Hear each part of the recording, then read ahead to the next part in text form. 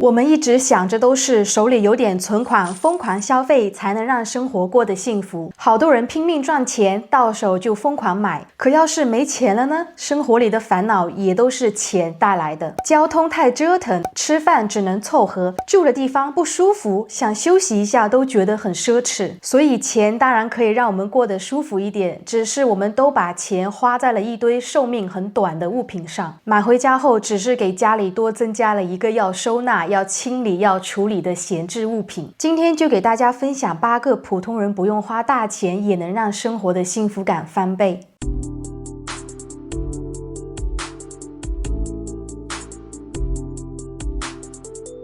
一個包再好看再經典，背了幾次之後也會變成衣櫃裡的一件普通擺設品。一件衣服剛買回來後會很興奮，穿過幾次後也覺得沒什麼特別。一雙鞋、一個擺件、一個小家電，買回來覺得能提升生活的質量，過一段時間它就只是家裡又多出來一個需要找地方存放的東西。那麼第一個要改掉的壞習慣呢，就是少花錢買那些只能放在家裡當庫存、當擺設的東西，多把錢花在自己能親身參與、能親身感受到的事情。請你仔細回想一下，我們大部分人是不是把錢全都花在了看得見、摸得着但根本用不了幾次的東西上？放到最後，東西不好用，想扔吧又覺得花錢買的很可惜，想留着又壓根用不上，完全就是給自己添堵。與其辛辛苦苦賺來的錢都浪費在物品上，不如將這筆錢留下來，變成一次真實的體驗，比如和朋友家人去一次短途旅行，周末開車去一個沒去過的小城市，吃一頓你平時捨不得吃但真的很想嘗試的美食，去看一次展覽，在咖啡店坐一個下午，或者是去一個附近的公園、海邊、老街走一走，放鬆一下心情。這裡也不是說所有體驗都值得花錢，也不是鼓勵大家為了體驗去亂花錢，只是你要明白，有些錢花完了以後呢，只會多一件物品，多一點負擔，但有些錢花了以後會讓你真正記得那一天。現在只要我們一累、一煩、一焦慮、一不開心，聽到最爛的話呢，就是對自己好一點，最後都變成了去網購。那麼花錢提升幸福感的第2點呢，是別總把錢都花在自己身上，去瞎網購、亂消費。我們賺錢呢，只是想着犒勞自己，心情不好就看我買解壓，給自己買東西，不管花多少錢都不帶心疼，哪怕東西用不上，寧願買回來後閒置。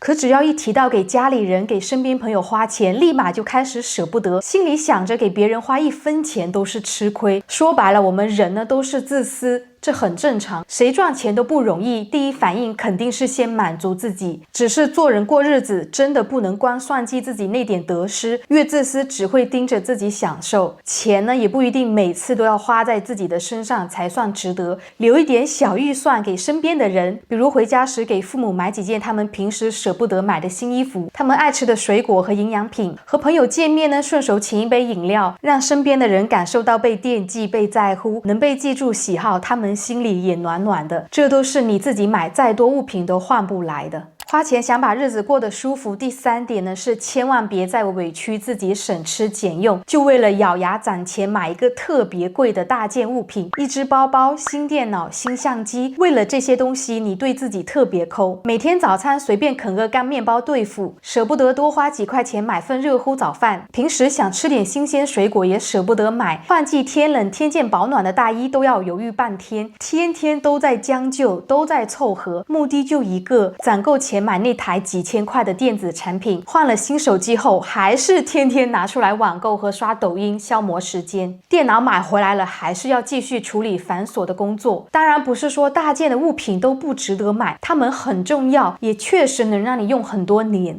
重點是不要把花錢的期待值都放在這上面。能讓我們每天過舒服的是，早上能吃到一頓熱乎的早飯，天氣冷的時候有足夠的保暖衣服，鞋子穿的不磨腳，睡覺的枕頭不会讓你脖子酸，平時吃飯不用凑合，護膚品用起來穩定，不會過敏。只是花錢你要搞清楚順序，把你準備要亂花的錢挪到那些你每天用得到、能影響你生活品質的事情上。不管是通勤太累，還是睡不好，還是衣服不夠保暖，還是護膚品沒選對，皮膚出問題，還是家裡那個每天都要用的東西特別難用，要把每一分錢都花在刀刃上，這樣你每天都能實實在在享受到它的好處。第四是千萬別為了過度焦慮去花錢，很多錢呢都是花在萬一上的，萬一東西壞了怎麼辦？萬一以後用到怎麼辦？萬一出門缺這個怎麼辦？萬一以後買不到怎麼辦？萬一以後斷貨了怎麼辦？於是就有了各種延保，大批量囤貨，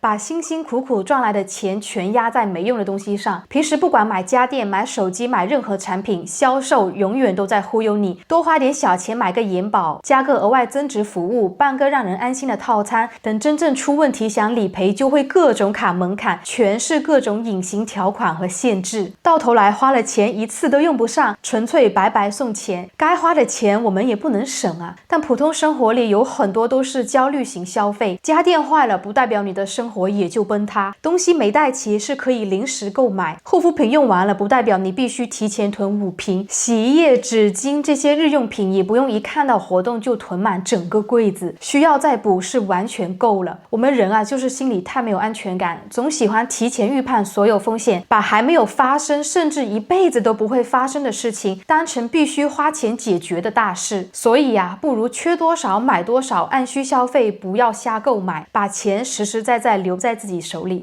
第5點是提前安排好出行的必要開銷，千萬別等到當天再去掏錢，價格也會讓你格外的心疼，不願意多花錢，總覺得這錢花的不值。比如機票、住宿、交通、門票，這些錢本來就是要花的，只有提前把這些必要的錢給安排好，你才不會每走一步路都在心裡算賬。坐車的時候嫌貴，吃飯的時候嫌貴，買門票的時候會糾結值不值。等到需要買票，不是你要花很長時間排隊，就是花高價從別人手上買下來。這也是很多人的毛病，連我自己也是如此。讓我們提前花錢，心裡就會開始變得計較，想等等看會不會降價。到了現場花錢，心裡就肉疼啊！最後要麼錢多花了，要麼罪白受了。普通人花錢想舒服一點，不一定要買很貴的東西，而是把確定會花出去的錢提前想清楚，也不要把所有的決定都留到最累、最沒有選擇的時候。例如機場买零食和三明治，出門忘帶水，又在景區高價購買，路線沒查好，只能打車，住宿位置選太遠，導致每次通勤花錢又耗精力。別因為該提前安排好的錢沒有安排好，最後把一次本來能好好享受的旅行變成一趟想快點結束的事情。買任何東西都別再傻呵呵的被產品那最吸引人的一面給迷倒了，稍微長點腦子，冷靜想一想，這東西你到底用不用，符不符合你的生活狀態。有些人的錢呢，之所以越花越少，不是他們賺的不夠多，純粹啊是買東西不帶腦子。現在不管是短視頻帶貨、直播間種草，還是商場門店推銷，哪個宣傳不是盡簡好聽的忽悠人呢？你天天上班忙得腳不沾地，下班就想躺着看手機，哪有多餘的時間去折騰啊？可又架不住營銷洗腦和網絡上的跟風攀比，所以買回來新鮮感撐不過3天，1年到頭來用不下5次，錢實打實花出去了，半點用處都沒撈到。買東西最大的誤區呢，是永遠只盯着產品的優點來看，滿眼都是它最好看、最光鮮亮麗的那一面，自動腦補各種美好畫面，把自己幻想的生活套在這件物品上。再好看、再高端的東西，如果它適配不了你的生活，最後它只能淪為角落裡最不起眼的擺設。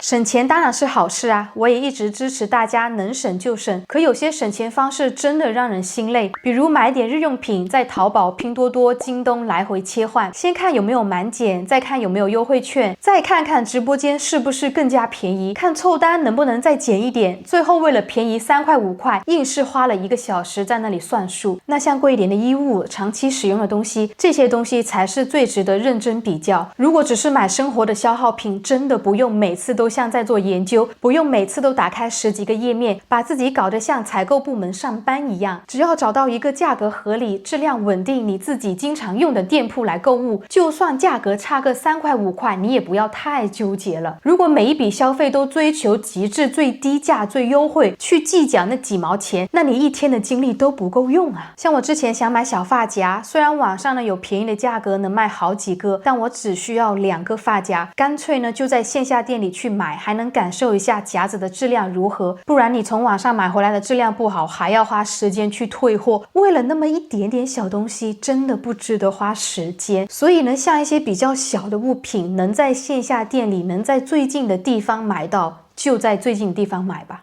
最後一點就是買東西不要總計較，非要買多特別多冷門，買別人沒有的牌子，又生怕跟大家一樣用大眾款，就顯得自己特別沒品味。任何的小眾品牌，但凡能在網上刷得到，人人都在推薦所謂的小众好物，早就一點都不小眾了。因為全網都在跟着買，爛大街也只是遲早的事情。也許有人一邊想要與眾不同，一邊又天天泡在網上看種草貼文，搜索全網幾百萬人都在買的同款，這都是換個形式跟風消費。要是真想小眾，想與眾不同，都不會在網上搜索。真正冷門沒人用的東西，都是默默自用，沒人宣傳的。我們普通人要做的是，在購買生活用品上就認準一個死標準，好用、耐用、省心就行，不追求熱門爆款，不去和別人對比顏值和格調，只有簡單的經典款才是永遠靠譜。好啦，這個就是以上今天所有內容。如果你喜歡的話，不要忘記關注和點讚，是對我頻道最大的支持，也是對小陳本人最大的鼓勵。那我們下周視頻再見吧，拜拜。